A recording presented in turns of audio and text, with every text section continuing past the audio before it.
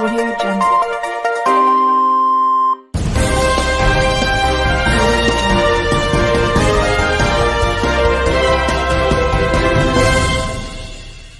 औज़ु बिल्लाहि मिनश शैतानिर रजीम। बिस्मिल्लाहिर्रहमानिर्रहीम। अस्सलामु अलैकुम व रहमतुल्लाहि व बरकातुहू। महाराष्ट्र के मजलिस इत्तेहादुल मुस्लिमीन के सदर वो रुकने पार्लिमान मोहतरम जनाब इम्तियाज जलील साहब, महाराष्ट्र के मजलिस इत्तेहादुल मुस्लिमीन के वर्किंग प्रेसिडेंट ब्रादरम मोहतरम जनाब डॉक्टर गफ्फार कादरी साहब, दानिश शेख साहब जिला सदर बुल्डाना, एडवोकेट इमरान रशीद खान साहब शहर सदर, जनाब जफर बिल्डर साहब शहर सेक्रेटरी, मुतल्ला ताल्लुक से, मलकापुर ताल्लुक से, नंदुरा ताल्लुक से, जलगांव जम्मू ताल्लुक से, खमगांव शेगांव और संग्रामपुरम ताल्लुका से मजलिस इत्तेहादुल मुस्लिमीन की आए हुए तमाम जिम्मेदारान, शह नशीन बतशरीफ फरमा, मुअज़्ज़िज़ हाज़रीन इकराम, मेरे गयूर नौजवान साथियों, मैं आप तमाम का बेहद शुक्रिया अदा करता हूं कि आपने अपना कीमती वक्त निकालकर आज के इस जलसे में शिरकत की। मेरे अजीज दोस्तों और बुजुर्गों, अभी यहाँ पर बुल्डाना के मसाइल का जिक्र किया गया और कैसा इस बात को बताया गया कि आप तमाम लोगों के मुत्तहिदा वोट के इस्तेमाल पर यहाँ से कांग्रेस के एमएलए की कामयाबी मुमकिन हो सकी। मगर अफसोस इस बात का है कि उनके एमएलए साहब की कामयाबी के बाद भी बुल्डाना के सरकारी दवाखाने की हालत बहुत खराब है। एमआरआई की मशीन नहीं है, डायलिसिस की मशीन नहीं है, तो लोगों को, पेशेंट्स को अकोला ले जाना पड़ता है डायलिसिस की मशीन के लिए। और साथ ही साथ ये अफसोस की बड़ी बात है कि महापौर ने यहाँ पर कितने 35 या 38 पुतले बना रहे हैं, मगर उनको तौफीक नहीं हुई कि एक स्कूल और दवाखाने को बना सके। यहाँ पर आप देखते हैं कि हमारे दलित भाइयों की बस्ती में निधि का इस्तेमाल नहीं होता और ऐसे बहुत से मसाइल है। मैं यहाँ के एमएलए साहब को बताना चाहूंगा कि हमारे हैदराबाद में कारवान के रुकन असेंबली ने अपने एक विधानसभा में उनकी नुमाइंदगी पर एक आईसीयू का यूनिट उन्होंने दवाखाने में बनाया। गोलकुंडा के फ्री में डायलिसिस का सेंटर क़यामत में लाया गया, ऑक्सीजन प्लांट बनाया गया, फ्री में मेडिकल टेस्ट होते हैं और अस्पताल में 100 बेड के ऑक्सीजन का पाइप ऑक्सीजन का इंतजाम किया। 8 बस्ती दवाखाना कारवान असेंबली हल्के में काम कर रहे हैं। नामपल्ली असेंबली हल्का जहां से मजलिस का एमएलए है, वहां पर एरिया अस्पताल में डायलिसिस का सेंटर भी है। अब मैं ये पूछना चाहता हूं कि जो लोग जनता से वोट तो ले लेते हैं और विकास का काम नहीं करते, आखिर आप कहां पर चले जाते हैं? मेरे अजीज दोस्तों और बुजुर्गों, इसीलिए हम आपसे अपील कर रहे हैं कि आप मजलिस के हक में अपने वोट का इस्तेमाल करें। मेरी आप तमाम से गुजारिश है कि जो नौजवान यहाँ पर, इनको आके बैठने दो ना, यहाँ पे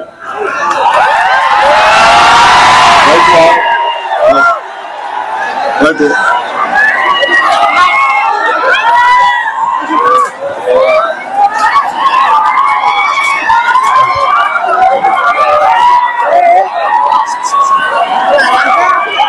किसानों के कर्जे को माफ कर दिया जाए। ये मजलिस इत्तेहादुल मुस्लिमीन उस नासिक के किसानों के साथ खड़ी हुई है और महाराष्ट्र की सरकार से इस बात का मुतालबा करती है कि वो फौरन किसानों के कर्जों को माफ किया जाए। मैं आपके साथ इस बात को बताना चाहता हूं कि मजलिस इत्तेहादुल मुस्लिमीन की नुमाइंदगी पर अकोला में तुराबली मस्जिद को जब नुकसान पहुंचाया गया, उसी रात जुगनू नामी एक मोहतरमा को वो मकान में जिंदा जला दिया गया। उनके बेटे अकबर जो ऑटो ड्राइवर हैं, एक झोपड़ी में रहते अपनी बीवी के साथ, और वो जुगनू भी उमर रसीदा थी डॉक्टर गफ्फार कादरी साहब के साथ शाहिद रंगून वाला, अब्दुल नाजिम, जमील खान, अब्दुल मुनाफ, मुस्तफा कारपोरेटर, मोहसिन और आरिफ उस वफद डेलीगेशन में थे और पुलिस से मुलाकात करके इस बात का मुतालबा किया कि यह शॉर्ट सर्किट से मौत नहीं हुई, इसका एफआईआर दर्ज किया जाए। रिजवान अली नामी एक शख्स को पुलिस कस्टडी में मारकर उसकी टांग की हड्डी टूट गई, नागपुर को लाया गया इलाज के लिए। मजलिस के वफद ने जाकर उस पीड़ित परिवार से मुलाकात की और 16 मई को स्पेशल आईजीपी अमरावती से मुलाकात करके एक मैजर दिया। फिर डीएसपी अकोला से भी मुलाकात हुई, होम सेक्रेटरी के नाम पर एक टेलीग्राम में लेटर भिजाया गया और जो लोग गिरफ्तार हुए उनकी जमानत का भी काम। मैं आपको 1 मिनट का वक्त दे रहा हूं। जितने भी मजलिसी है, जो मजलिस से मोहब्बत करने वाले हैं, 1 मिनट के अंदर अपनी जगह के ऊपर बैठ जाए और जो खड़ा रहेगा वो ये समझ लेना कि उसको कांग्रेस वालों ने या राष्ट्रवादी वालों ने भेजा है। बैठिए 1 मिनट के अंदर। जो खड़ा रहेगा मेरी नजर उसके ऊपर है, बैठ जाइए, बैठिए, जो जहां पर है अपनी अपनी जगह पे। अच्छा, जो जिसको बोल रहे बैठने के लिए मत बोलो, बैठ जाओ। सुनो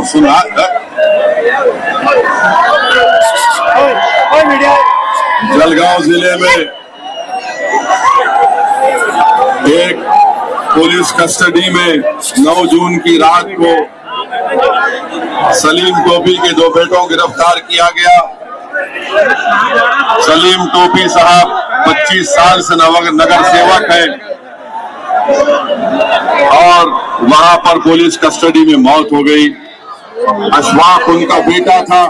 मेरे अजीज दोस्तों और बुजुर्ग, अभी इम्तियाज जलील साहब ने ये बात कही है कि 2024 में नरेंद्र मोदी को दोबारा वजीर आजम प्रधानमंत्री बनने से रोकना है।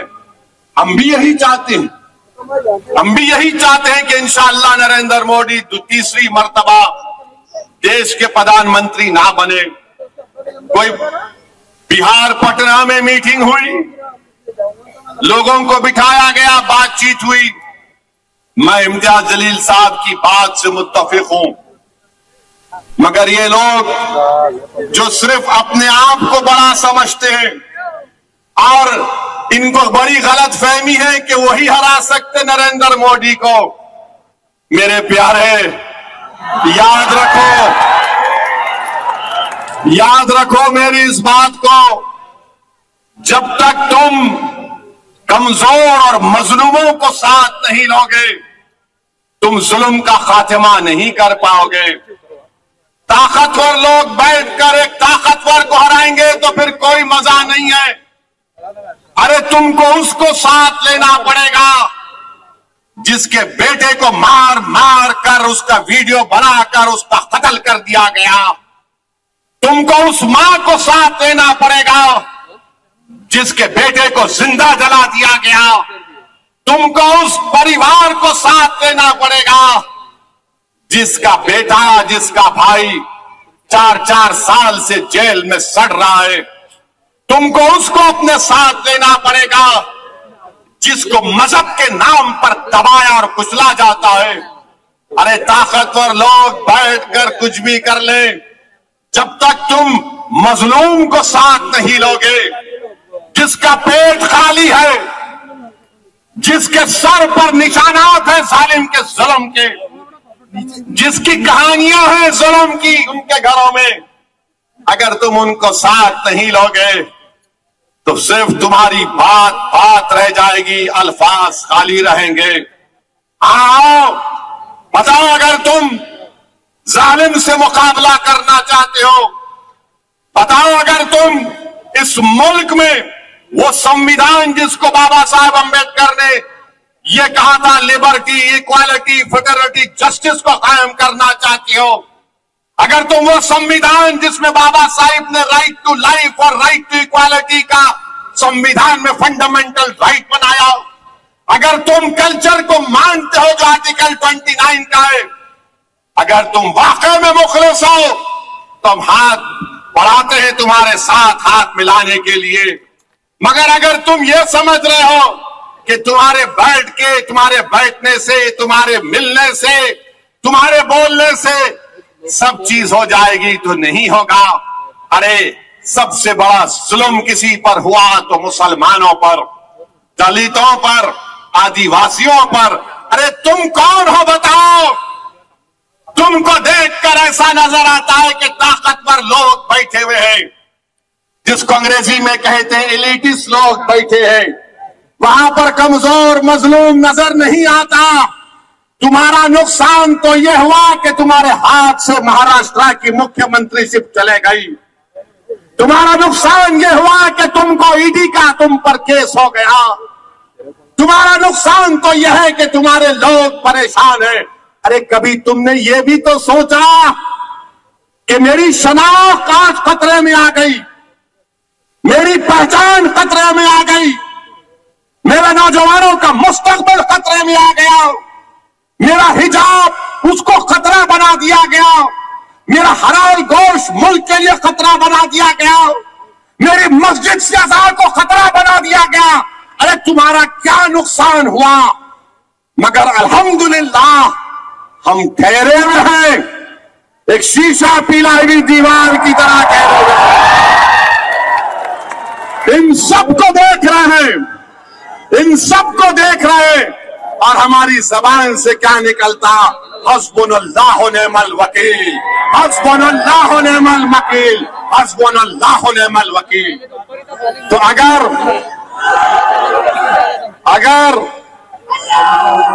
ये आपकी सोच होगी तो बराबर हम तैयार हैं। मगर अगर आप ये समझेंगे कि 16 चौधरियां बैठकर एक बड़े चौधरी से मुकाबला करेंगे तो नहीं होगा। तो हम आपसे बताना चाहते हैं, इखलास की बुनियाद पर बातचीत होगी तो हम समझ सकते हैं। अच्छा ये बताओ आप कि इम्तियाज जलील है, बीजेपी और संघ परिवार को 21 साल से औरंगाबाद की पार्लियामेंट की सीट, जो औरंगाबाद के पार्लियामेंट के हल्के में कोई विकास डेवलपमेंट नहीं होता था, कुछ नहीं होता था। औरंगाबाद की आवाम को मैं लाखों सलाम करता हूं, चाहे हमारे हिंदू भाई हो, मुसलमान भाई हो, दलित भाई हो, हमारी खवातीन को, गयूर नौजवानों को, सिख भाइयों को, हमारे तमाम लोगों को। उन्होंने कहा कि नहीं, अब बहुत हो गया, अब औरंगाबाद को इम्तियाज की जरूरत है, और इम्तियाज को कामयाब कर दिया। आपने क्या हराया? हम हराए? तुम क्या हराए? तो मेरे अजीज दोस्तों और बुजुर्गों, तीसरी बात यह है, तीसरी बात सुनिए अभी, तीसरी बात यह है, नहीं नहीं सुनो सुनो, हाँ रहेंगे रहेंगे, आप सुनिए मत, ऐसा नहीं, सुनिए हमारी बात को। आप तकरीर करना चाह रहे तो आओ यहाँ पे, आओ कर दे। हाँ, आप तुम बोलेंगे यहाँ के खैरना पड़ेगा तुम्हारे को। 10 बजे तक भड़काऊ भाषण देना पड़ेगा। खामोश। अब तीसरी बात यह है, महाराष्ट्र में उद्धव ठाकरे की हुकूमत थी, उद्धव ठाकरे मुख्यमंत्री थे, शिवसेना सेकुलर है। आप सेकुलर मानते शिवसेना को? कितने सेकुलर ने मानते? हाथ उठाओ। उधर पीछे नहीं उठा रहे, डर रहे क्या?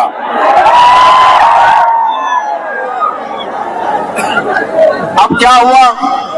कांग्रेस, राहुल गांधी और शरद पवार मिलकर उद्धव ठाकरे को बोले आप सेकुलर है, आप मुख्यमंत्री बन जाओ। अरे ये क्या है बाबा? क्या हमारे कान में फूल है या तुम हमको मुंह में चॉकलेट दे रहे? उनको मुख्यमंत्री बना दिए और हमारे जो सरकारी मुसलमान है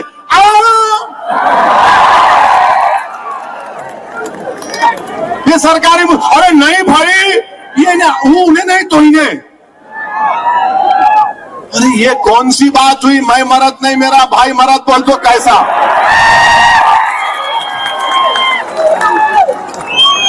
अरे आप बताओ, ये सेकुलरिज्म है?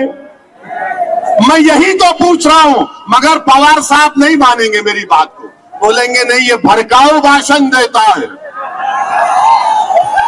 अच्छा वो हो गया। अभी इम्तियाज साहब अपने भाषण में बोले कि सुबह 6 बजे अजीत पवार और देवेंद्र फडणवीस अचानक निकाह कर लिए। अच्छा निकाह करे करे शरद पवार साहिब को नहीं मालूम भतीजा निकाह कर लिया,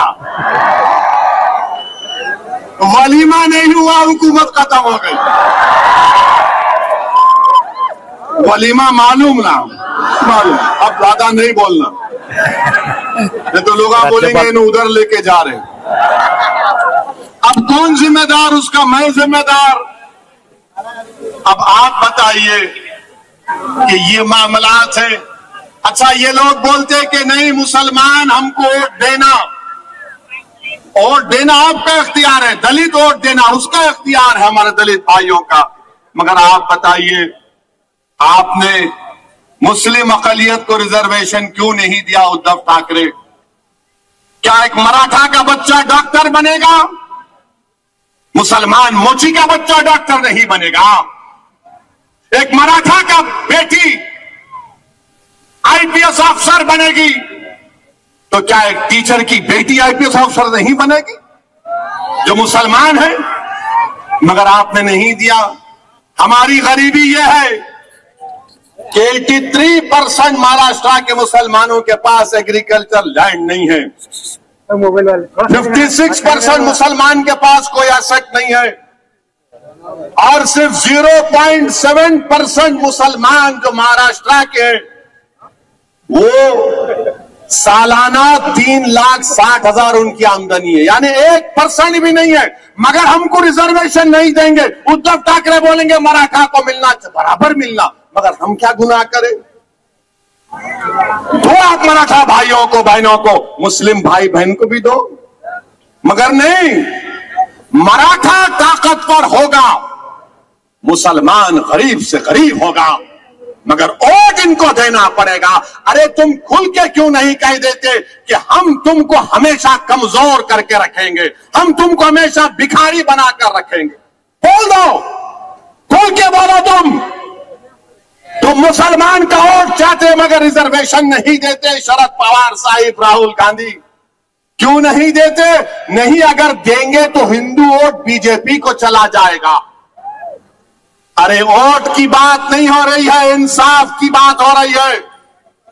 इंसाफ जब करोगे तो मजहब को छोड़ना पड़ेगा। इंसाफ मजलूम से होना चाहिए, कमजोर से पहले होना चाहिए, मगर उसके बाद नहीं करते। आपको मालूम, पिछले साल 2021-22 में पूरे मुल्क में 1,80,000 मुस्लिम बच्चे हायर एजुकेशन से निकल गए, उसका 10% महाराष्ट्र का ताल्लुक है। इस पे कोई बात नहीं करेगा।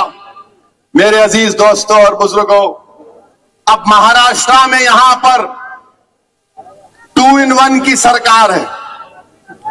2 in 1 है, शिंदे फडणवीस। पहले 3 in 1 था। पहले शरद पवार, राहुल गांधी और उद्धव ठाकरे। 3 in 1, अब 2 in 1। अब ये 2 in 1 की सरकार ने अपने दौरे इख्तिदार में 50 हेट रैलीज करवाए। 50 हेट रैलीज करवाए। लव जिहाद हो रहा, लव जिहाद हो रहा। फडणवीस साहब, मैं चैलेंज कर रहा हूं आपको। आप बोलेंगे, आप ये रिकॉर्ड पेश कर दो। अगर दोबारा बोलेंगे तो यहां आना पड़ेगा। आप रिकॉर्ड पेश कर दो कि कितने लव जिहाद हुए हैं। और फडणवीस साहब, मैं तुमको चैलेंज कर रहा हूं, तुमको, शिंदे को, आरएसएस के भगवत को, तुम हमको ये बता दो कि लव जिहाद क्या डेफिनेशन क्या है। किसको लव जिहाद बोलते बताओ, डिफाइन करो। तुम नहीं कर सकते। और नतीजा क्या हुआ?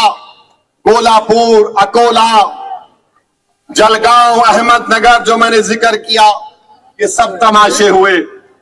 हम महाराष्ट्र की हुकूमत से, महाराष्ट्र के ब्यूरोक्रेसी से, पुलिस डिपार्टमेंट से ये कह रहे हैं कि आप सरकार की बातों में मत आओ, महाराष्ट्र के पीस को मेंटेन करो।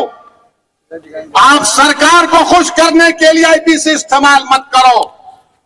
आप जो एक्यूज्ड है उनके खिलाफ इस्तेमाल करो। अमन जरूरी है। सरकारें आएंगी और चले जाएंगी। हम उम्मीद करते कि महाराष्ट्र के आला पुलिस ओहदेदार अपनी जिम्मेदारी को निभाएंगे।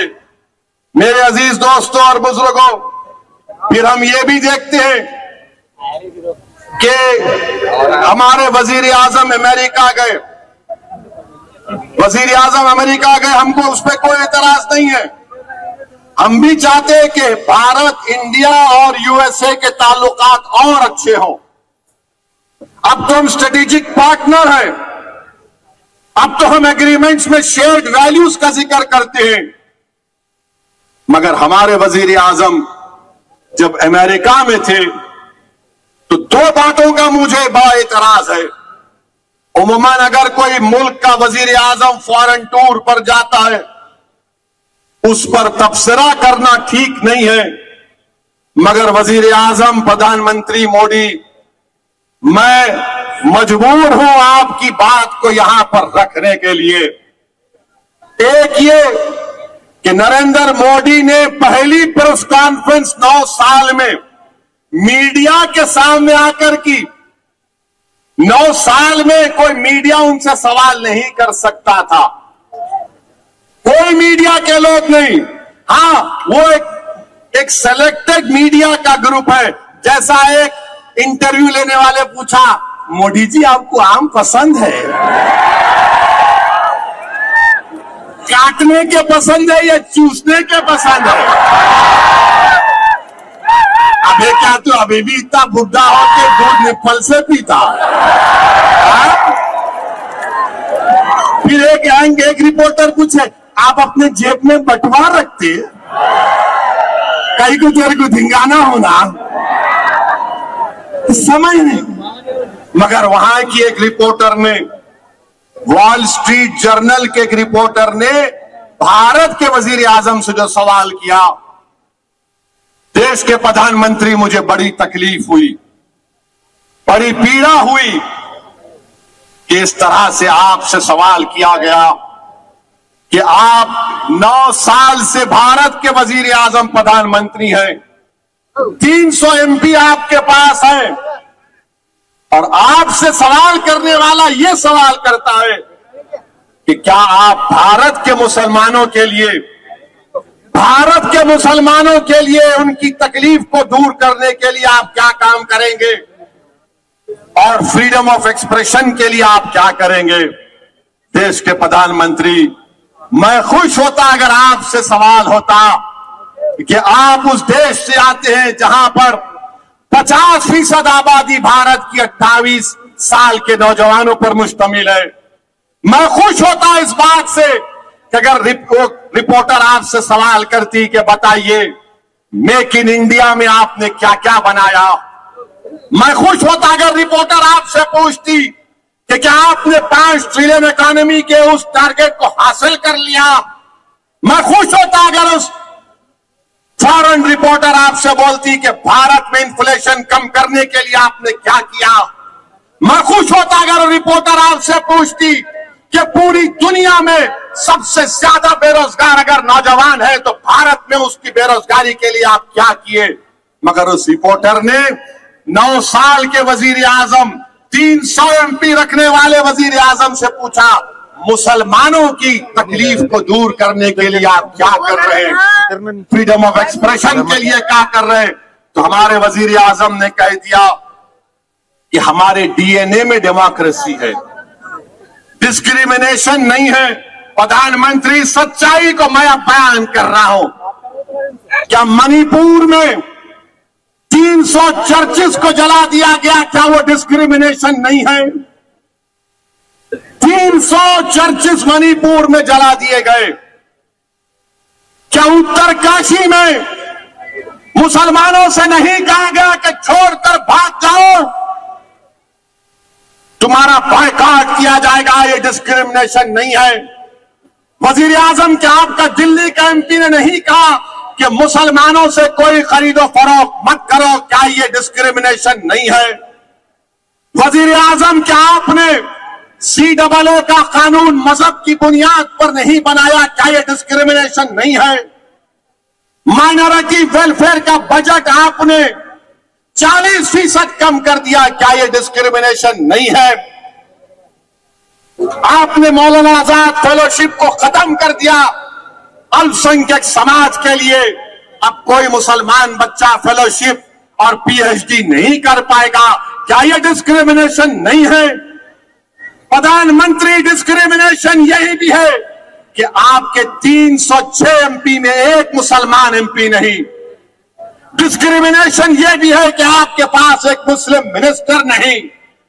बताओ प्रधानमंत्री, फिर आपने क्यों कहा ये? मुझे बड़ी तकलीफ हुई कि आप से इस तरह का सवाल वॉल स्ट्रीट जर्नल के एक जर्नलिस्ट ने कर दिया। हम तो उम्मीद करेंगे कि भारत के जर्नलिस्ट भी पप्पा जी से इस तरह का सवाल करेंगे। करेंगे नहीं मालूम, मगर अफसोस हुआ देश के प्रधानमंत्री, आपसे इस तरह का सवाल हुआ। दूसरी बात, जो देश के प्रधानमंत्री वजीर आजम ने वहां की कांग्रेस को तकरीर की जिसमें अमेरिका के पार्लियामेंट, कांग्रेस और सेनेटर्स बैठे हैं, उसमें प्राइम मिनिस्टर ने कहा कि हमको 75 साल की आजादी 1000 साल की गुलामी के बाद मिली। देश के प्रधानमंत्री, आप क्यों ये झूठ बोलते हैं कि 75 साल की आजादी 1000 साल की गुलामी के बाद आप बोलते मिली है? तो फिर देश के प्रधानमंत्री, आप ये बताओ कि अगर 75 साल की आजादी जो हमको मना रहे 1000 साल की गुलामी से मिली, तो फिर अंग्रेज तो 200 साल हुकूमत किए ना। क्या मराठा लोगों की हुकूमत नहीं थी? क्या पेशवाओं की हुकूमत नहीं थी? क्या चोलास की हुकूमत नहीं थी? क्या विजयनगरा की हुकूमत नहीं थी? क्या यादवा हौसला की हुकूमत नहीं थी? क्या गुलाम जिसका नाम मलिक अंबर है उसकी हुकूमत नहीं थी? प्रधानमंत्री, आप कहां भूल जाते हैं? आप खाली एक ही आंख से देखते, बस वध गया, वो नहीं थे। प्रधानमंत्री, लाल किले पे जो खड़े हो कि आप 15 अगस्त को झंडा लहराएंगे, ताजमहल, ये सब क्या है? ये भी तारीख का हिस्सा है प्रधानमंत्री, हिस्ट्री का हिस्सा है। मगर जो 500 साल पहले हुआ, आप असदुद्दीन ओवैसी से पूछ रहे, तुम बोलो। अरे भाई साहब, हम जो है बाबा आदम की औलाद हैं। सुने फडणवीस, हम बाबा आदम की औलाद हैं। और बाबा आदम जब दुनिया में पहला कदम रखे तो हिंद में रखे, तो जब अब्बा यहां पे कदम रखे तो ये अब्बा की जमीन हो गई, ये अब्बा की जमीन है। तो अब्बा की जमीन से अब कोई निकलने वाला नहीं है। हम सब लोग आदम की औलाद हैं। किसकी औलाद है? बाबा आदम, हमारे अब्बा, डैडी, पापा, अब्बू, बॉस, ये समझना है। मगर इनकी औलाद, उनकी औलाद, अरे तुम क्या औलाद की एक्सपर्ट हो क्या? तोबा तोबा, ऐसा नहीं होना, ना ना। अच्छा, अब आप इन्हें फोटो रखा तो भारत का जब कॉन्स्टिट्यूशन बना, भारत का जब आईन बाबा साहेब अंबेडकर बना दिए, उसकी पहली किताब में बाबा साहेब अंबेडकर ने पहली किताब बनाई। जितने कॉन्स्टिट्यूएंट असेंबली के लोग थे उन सब ने उस पर दस्तखत की। उस सब पर, सुनो भाई, उस सब पर उन्होंने साइन की। बड़े बड़े लोग जिन्होंने इस मुल्क को आइन दिया, जो कॉन्स्टिट्यूएंट असेंबली में जो लोग बैठे थे, उनका दिमाग, उनकी सोच, उनकी फिक्र, उनकी कुर्बानी नरेंद्र मोदी से बड़ी थी, हर एक से ओवैसी से बड़ी थी। उस पहली किताब में सबके फोटोज है, उसमें टीपू की भी फोटो है। आप निकाल दो उस फोटो को, आप निकालो ना उस फोटो को, दम है तो निकालो। उस पहली किताब जिसको हमारे कॉन्स्टिट्यूएंट असेंबली के 4 फादर्स ने साइन किया, फोटो निकालो। अकबर की फोटो, झांसी की रानी की फोटो, गुरु नानक की फोटो, राम सीता लक्ष्मण की फोटो, गौतम बुद्ध की फोटो, महावीर की फोटो। अरे यही तो भारत है। मगर इनको 1000 साल में इनको विजयनगरा याद नहीं आता, छोलास याद नहीं आते। प्रधानमंत्री, और एक बात आपसे हम पूछना चाह रहे हैं। ये बराक ओबामा जानते? बराक ओबामा को अमेरिका के प्रेसिडेंट थे, उन्होंने दिल्ली को आए थे, हमारे प्राइम मिनिस्टर उनको अपनी हाथ से बड़ा नजाकत से चाय डाल के पिलाए थे, चाय डाल के पिलाए थे। उन्होंने अपने इंटरव्यू में बोल दिए कि भारत में मुसलमानों पर जुल्म हो रहा। और नरेंद्र मोदी क्या बोले थे उनके बारे में कि बराक, ऐसा ही कहा था, वीडियो देखो, मैं और बराक कैसी गुफ्तगू करे, तू तड़क की बात करते। प्रधानमंत्री जब तू तड़क की बात कर रहे तो ये बराक ओबामा इस तरह की बात क्यों कर दिए? बहरहाल मेरे अजीज दोस्तों और बुजुर्गों, हमारे देश में ये जो फिरका परस्ती का जहर बढ़ रहा है, इसको रोकने की जरूरत है। मेरी आपसे गुजारिश है कि पुरअमन रहिए, मगर बुज़दिल मत रहिए। अमन को मजबूत करिए, मगर खौफ को करीब आने मत दो। अमन को मजबूत करो, मगर हालात से समझौता मत करो। अमन को मजबूत करो, मगर अपनी जमहूरी लड़ाई को जारी रखो। तुम्हारे करीब ना डर आना चाहिए, तुम्हारे करीब ना यह गैर यकीनी कैफियत आना चाहिए। हिम्मतों को बुलंद रखो। ये भारत हमारा है। हम यहां पर बाबा आदम के जमाने से रह रहे, बाबा आदम के जमाने से रह रहे और सुबह कयामत तक रहेंगे इंशाअल्लाह ताला। सुबह कयामत तक रहेंगे, डरेंगे नहीं, संविधान के मुताबिक अपने दीन पर चलेंगे, अपने मस्जिदों को आबाद रखेंगे, यूनिफॉर्म सिविल कोड को कबूल नहीं करेंगे। हम अपने मजहब पर, कल्चर की हिफाजत आर्टिकल 29 हमको देता है, हम उस पर चलते हैं। अभी खाली 10% बोला हूं, जब इलेक्शन होगा और 20% बोलूंगा। आप आएंगे ना, आएंगे ना, या खाली ऐसा ही बोल रहे?